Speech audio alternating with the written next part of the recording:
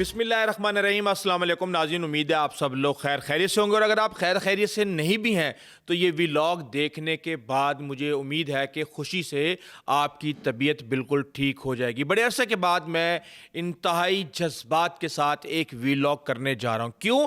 इसकी सिर्फ वजह ये नहीं है कि पाकिस्तान पर हमला, तुर्की पर हमला, एक मुआहिदा होने जा रहा है सऊदी अरब, पाकिस्तान और तुर्की का, और उस हवाले से खबरें लीक हो के अनकन्फर्म खबरें हमारे पास आ रही हैं, लेकिन जिन ज़राए से आ रही हैं वो इंतहाई बावसूख हैं। बल्कि इस वीडियो में मैं आपको बताऊंगा कि कैसे पाकिस्तान ने 1 साल से कम अरसे के अंदर तैयारी मुकम्मल की हुई थी, और अब $15 बिलियन के डिफेंस एग्रीमेंट, $15 बिलियन एक बहुत बड़ी अमाउंट है। और पाकिस्तान की कोई भी ऐसी इंडस्ट्री शायद टेक्सटाइल के अलावा ना हो जो कि इतने बड़े पैमाने पे पाकिस्तान के लिए ट्रेड कर सकती हो। अब इसमें हम करने क्या जा रहे हैं ये तो मैं आपको बताऊंगा ही, लेकिन इस वक्त इस नए अस्करी इत्तेहाद में 3 ताकतें और उनकी 3 खसूसियात, और ये जो बदलते इत्तेहाद हो रहे हैं, पाकिस्तान को अफ्रीका की मंडियों में हथियारों के ऑर्डर मिल रहे हैं, पाकिस्तान को मशरिक़ वुस्ता में ऑर्डर मिल रहे हैं, पाकिस्तान को सेंट्रल एशिया में ऑर्डर मिल रहे हैं। ये इसके पीछे क्या कहानी है, और पाकिस्तान लीबिया, मिस्र, तुर्की, सूडान, इन समेत बहुत से ऐसे ममालिक हैं जिन्हें बिलियंस ऑफ डॉलर का हथियार देने जा रहा है, और सफ बंदियां हो चुकी हैं। और इन सफ बंदियों के अंदर कहीं पे भी हम ये देखते हैं कि कुछ हमारे दोस्त ममालिक भी हमारे खिलाफ खड़े हुए हैं, लेकिन हमारे दोस्त ममालिक हमारे साथ जो हैं उनकी भी तादाद कोई कम नहीं है। इसके साथ ही हम ये देख रहे हैं कि पाकिस्तान, कहानियां तो हम आपको बहुत सुनाते हैं कि पाकिस्तान सुपर पावर बनने जा रहा है, पाकिस्तान ने फलां कर दिया, पाकिस्तान ने ढिमका कर दिया, लेकिन इस व्लॉग में मैं आपको बताऊंगा कि पाकिस्तान किस तरह ताकत का महवर बन चुका है और बनने जा रहा है, और आपकी अकल इस बात की दलील को समझेगी। और इसके साथ ही जब नए इत्तेहाद बनते हैं तो फिर नए हथियार भी बनते हैं, और ये नए हथियार सिर्फ पाकिस्तान से बाहर नहीं बनेंगे बल्कि पाकिस्तान के अंदर बनेंगे। और वो कौन कौन से हथियार होंगे और पाकिस्तान की कौन कौन सी स्किल वहाँ पे इस्तेमाल होने जा रही है। और इस व्लॉग के अंदर मैं आपको $6.5 बिलियन के जो नए एग्रीमेंट्स हैं, शायद वो आपको अभी तक ना पता हो, उनके बारे में भी बताऊंगा। और इसके साथ ही हम ये देख रहे हैं कि इसराइल के गिर्द ये तमाम तर जो चीज़ें हो रही हैं, इसमें जो 2 ताकतें सबसे ज़्यादा परेशान हैं वो एक भारत और दूसरा इसराइल है। कैसे इनके गिर्द घेरा तंग किया जा रहा है, और पाकिस्तान जो है उसको इसराइल की जो इस्टेब्लिशमेंट है वो एक बैल से तशबीह दे रही है कि साउथ एशिया की सिक्योरिटी मंडी में एक बैल है, वो जो जिसको छेड़ा जाए तो वो बगैर सोचे समझे टक्कर मार देता है। और उसकी टक्कर के बारे में अगर किसी ने पूछना है तो जाके मोदी से पूछ ले, जो टक्कर उसको मई के महीने में लगी है। तो अब सबसे पहले मैं आपको बताता हूं ब्लूमबर्ग की वो कहानी, जिसके बाद मुझे ये मोटिवेशन मिली कि ये तमाम तर फैक्ट्स जो है बावसूख ज़राए से मैं आपके लिए इकट्ठे करके लाऊं। ब्लूमबर्ग कहता है कि जनाब, जनूबी एशिया की सलामती की दुकान में एक बैल पहले ही बड़ा खतरनाक है, और अब 2 से डील करना पड़ेगा। और वो इशारा करता है कि पाकिस्तान और सऊदी अरब के दरमियान जो मुआहिदा किया गया था, इसी तर्ज पर मुआहिदे के अंदर तुर्की भी शामिल होने जा रहा है, और उस हवाले से काफ़ी होमवर्क किया जा चुका है, और ये आखिरी मरहल में है। उर्दवान के बारे में वो बताते हैं कि उर्दवान किस तरह पाकिस्तान के अंदर मुआशी मामलात को जो अस्करी असर रसूख है उसके लिए इस्तेमाल करा। जाहिर सी बात है, जब पाकिस्तान किसी से इत्तेहाद करेगा तो तुर्की के भी मुफादात होंगे, सऊदी अरब के भी मुफादात होंगे, लेकिन पाकिस्तान अपने मुफादात को सबसे पहले रखेगा और अपने दोस्तों के मुफादात का भी एहतराम करेगा। इसी नज़रिए के मुताबिक ये सारे मामलात आगे चलेंगे। अब $300 मिलियन की, जो आपको पता है कि ऑफशोर तेल और गैस के जो ज़ख़ीरे हमारे मिले, उनके अंदर जो इन्वेस्टमेंट है वो तुर्की की कंपनियां कर रही हैं। $300 मिलियन की जो इन्वेस्टमेंट हुई है, इसके बारे में अब ये कहा जा रहा है कि जनाब, एक तरफ तो तुर्की जैसा मुल्क जो कि एशिया और यूरोप के दरमियान में बैठा हुआ है, नेटो का मेंबर है, वहाँ पे वो मेडिटेरियन के अंदर इसराइल पे नज़र रखे हुए है। लेकिन इसराइल का 90% तिजारत जिन रास्तों पर होती है, और फास्फोरस, खलीज फास्फोरस जो है, जो पर्शियन गल्फ जिसको हम कहते हैं, पाकिस्तान उसके दरवाजे पे बैठा हुआ है। और जब वो यहाँ पे ड्रिलिंग करने के लिए आएगा तो जाहिर सी बात है पाकिस्तान की इजाज़त से कुछ अस्करी मुफादात से भी फ़ायदा उठाने की कोशिश करेगा। तो यहाँ पे वो कहते हैं कि उर्दुवान जो है इस वक्त लंबा खेल खेल रहा है। और इसके साथ ही हम ये देख रहे हैं कि पाकिस्तान के करीब मुबैना तौर पे तुर्की के बहरी अड्डों की पेशन गोई की जा रही है। पाकिस्तान की बहरिया और तुर्की की बहरिया के अंदर जो ताउन है वो किसी से ढका छुपा नहीं है। चाइना की बहरिया और पाकिस्तान की बहरिया में जो ताउन है वो भी किसी से ढका छुपा नहीं है। ये दोनों जो है ट्रांसफ़र ऑफ टेक्नोलॉजी के तहत पाकिस्तान के साथ ना सिर्फ बड़े जंगी जहाज बना रहे हैं बल्कि सबमरीन्स भी बना रहे हैं। और जब पाकिस्तान अपनी सबमरीन्स कराची में बनाने में कामयाब हो जाएगा तो फिर पाकिस्तान दुनिया में सबमरीन भी बेचेगा। अच्छा, अब इसके साथ ही मैं आपको बता दूं कि बंदरगाहों तक रसाई चल रही है और मेडिटेरियन सी के ऊपर तुर्की खुद बैठा हुआ है, इंडियन ओशियन के ऊपर और साथ में पर्शियन गल्फ के दरवाजे पे पाकिस्तान बैठा हुआ है। तो एक ऐसा सर्कल बनाया जाएगा कि इसराइल का 90% ट्रेड जो है वो पाकिस्तान और तुर्की और सऊदी अरब के निशाने पे होगा। और वो इन ममालिक से पंगा लेने से पहले 1000 दफ़ा पहले सोचेगा। और उसके साथ ही फॉरवर्ड ऑपरेशन बेसिस की बात की जा रही है। और जो इलत की बंदरगाह है उसके ऊपर मशरकी तिजारत और रसाई के लिए दबाव बहुत ज़्यादा बढ़ने जा रहा है। और फौजी ताकत के इजहार की सलाहियत जो है पाकिस्तान, तुर्की और सऊदी अरब के अंदर इसके बाद पैदा हो जाएगी। उसकी एंट्री, उसकी एग्जिट, हर तरफ से दुनिया के अंदर उसके ऊपर नज़र रखी जाएगी। अच्छा, ये तो कहानी हो गई ब्लूमबर्ग की। इसके साथ ही अब ये बात भी सामने आ रही है कि ये जो 3 ममालिक जिनका इत्तेहाद होगा, ये 3 ताकतें हैं और इनकी 3 खसूसियात हैं। सऊदी अरब, तुर्की और पाकिस्तान की क्या खसूसियात हैं? जब वो मुरक्कब बनेगा इन तीनों का मिलके तो क्या खौफनाक ताकत बनेगी, ये मैं आपके सामने रख देता हूँ। सबसे पहले सऊदी अरब। सऊदी अरब के लिए और सऊदी अरब के साथ मिलके लड़ने के लिए हमें एक वजह के अलावा कोई दूसरी वजह इससे ज़्यादा अहम बहैसियत मुसलमान नहीं नज़र आती कि वहाँ पे मक्का और मदीना है और मुसलमानों का किबला वहाँ पे है और हर मुसलमान की ख्वाहिश है कि वो उस सरजमीन पर जाए। दूसरे नंबर पे सऊदी अरब की दौलत, क्योंकि कोई भी काम करने के लिए पैसों की ज़रूरत होती है। और सऊदी अरब जैसा मुल्क जो कि G20 की मईशत रखता है, वो इस इत्तेहाद में क्या अहम किरदार अदा कर सकता है ये मुझे आपको बताने की ज़रूरत नहीं। उसके बाद है पाकिस्तान। पाकिस्तान की एक ताकतवर फौज। ट्रंप जैसे लोग कहते हैं कि they are very smart people, ये बड़े जीनियस हैं, ये बड़े ज़हीन हैं। और यही बात जो है वो जनरल ज़ियाउल हक ने भी कहा कि वी आर स्मार्ट पीपल। और पाकिस्तान की सालमियत को ख़तरा जितना आज है, पहले दिन से इतना ही खतरा चल रहा है। दुश्मन हमारे बॉर्डर्स के ऊपर खड़ा हुआ है। हमारे 2 बॉर्डर्स इस वक्त तंदूर बने हुए हैं, चाहे अफगानिस्तान हो चाहे भारत हो। ईरान के ऊपर आलमी ताकतें खेल खेल रही हैं। तो पाकिस्तान के चैलेंजेस कभी भी, चाहे बलोचिस्तान हो, KPK हो या दीगर प्रॉक्सीज हो, कम नहीं रहे।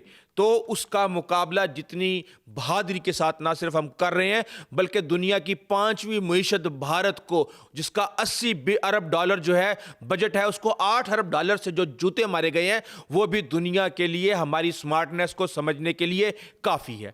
अब इसके साथ ही वो मुल्क जो कि अपने बैलिस्टिक मिसाइल बनाता हो, जो मुसलमान ममालिक में वाहिद एटमी ताकत हो, जिसका जोग्राफिया उसकी सबसे बड़ी ताकत हो, उस मुल्क का इस इत्तेहाद में होना, उसका मतलब क्या है ये आप बड़े आराम से समझ सकते हैं। हमें आदत है अपने आप को अंडरमाइन करने की, अपने आप को गरीब शो करने की, लेकिन जो हमें अल्लाह ताला ने वसाइल और जो काबिलियत और जो ताकत दी है वो बहुत ज़्यादा है और दुनिया को इसका इदराक है, चाहे हमें इसका इदराक हो या ना हो।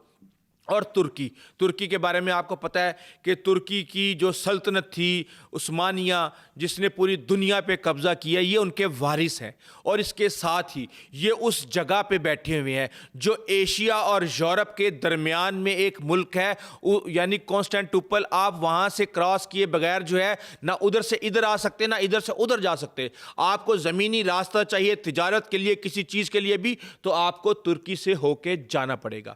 ایک تو اس کا جغرافیہ، دوسرا اس کی اب دفاعی انڈسٹری، وہ دفاعی انڈسٹری جو آج سے 10 سال پہلے 80% ہتھیار ترکی باہر سے خریدتا تھا، آج ترکی اپنے 80% ہتھیار نہ صرف خود بنا رہا ہے بلکہ دنیا کو ڈرون سمیت ہر طرح کی چیزیں فراہم کر رہا ہے۔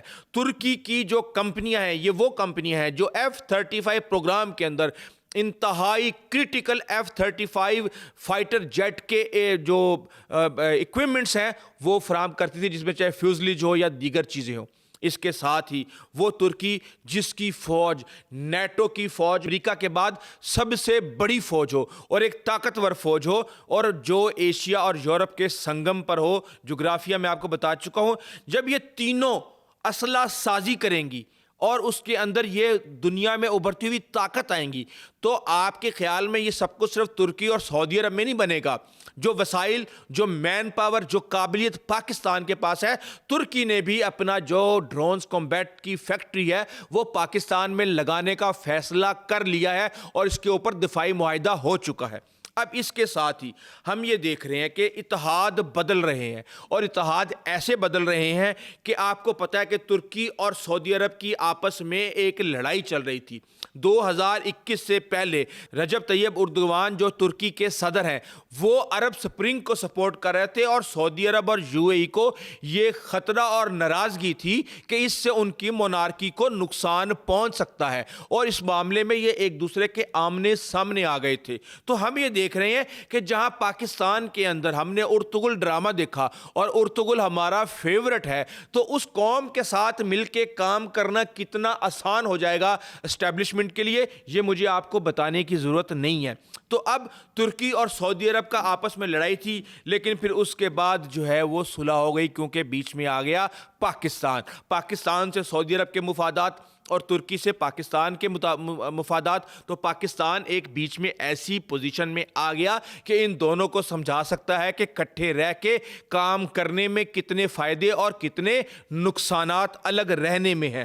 تو یہاں پہ ہم یہ دیکھتے ہیں کہ اس وقت شام کے اندر، یہ میں آپ کو پاکستان کے اس بلاک کی طاقت بتا رہا ہوں، شام کے اندر اس وقت احمد الشرا کی حکومت ہے۔ کون نہیں جانتا کہ احمد الشرا کے لیے تمام تر لابنگ، وہاں پہ پابندیاں ہٹوانے کے لیے طیب رجب اردوغان یعنی ترکی اور سعودی عرب نے ایک اہم کردار ادا کیا ہے، اور وہاں پہ اس کی ملاقات کروائی گئی ہے۔ سعودی عرب میں بلایا گیا احمد الشرا کو، پھر اس کو وہاں وائٹ ہاؤس بھیجا گیا۔ یہ سب کچھ کون کر رہا ہے؟ یہ ترکی اور سعودی عرب کر رہے ہیں۔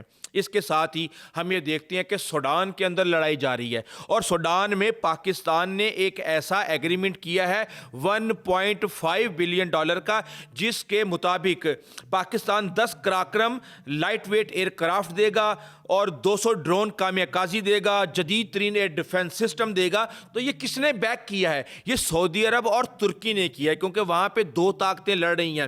ایک ہم یہ دیکھ رہے ہیں RSF، اور اس کے ساتھ ہے عبد الفتح البرہان کی وہ فورسز جو کہ اس کے خلاف لڑ رہی ہیں۔ تو وہاں پہ جو RSF ہے اس کو UAE سپورٹ کر رہا ہے، جبکہ سعودی عرب اور ترکی جو ہیں وہ جنرل عبد الفتح البرہان کو سپورٹ کر رہے ہیں، اور پاکستان اس کو $1.5 ارب کا اسلحہ دینے جا رہا ہے۔ اس کے ساتھ ہی ہم یہ دیکھتے ہیں کہ لیبیا کے اندر پاکستان کا $4 بلین کا ابھی ایگریمنٹ کی باتیں ہمارے سامنے آ چکی ہیں۔ تو لیبیا کے اندر بھی جو یہ گروپ ہے سارے کا سارا، جو جنرل خلیفہ حفتار ہے، ان کے ساتھ ترکی بھی مل کے کام کر رہا ہے اور سعودی عرب بھی مل کے کام کر رہا ہے۔ یمن کے اندر بھی پاکستان سعودی عرب کے ساتھ مل کے کام کر رہا ہے، لیکن UAE دوسری سائڈ پہ کھڑا ہوا ہے۔ تو یہاں پہ ہم یہ دیکھ رہے ہیں کہ جو سوڈان ہے، صومالی لینڈ ہے، یمن ہے، پاکستان ہے، یہ جو سارے کے سارے ممالک مین ٹریڈ روٹ پہ آتے ہیں، وہاں پہ یہ اتحاد اپنی فوٹنگ کو انتہائی